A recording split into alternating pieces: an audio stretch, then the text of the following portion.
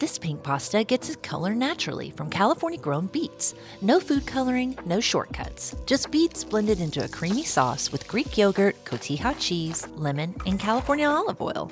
What makes this recipe so easy to come back to is that all of the ingredients are available year-round in California. Beets, walnuts, olive oil, and dairy are always in season here, which makes this pasta a great option any night of the week. The finishing touch is a rosemary and sea salt walnut topping made with California walnuts. They add crunch, a little savory flavor, and just enough texture to balance out the creamy sauce. This recipe is simple, colorful, and built entirely around California-grown ingredients.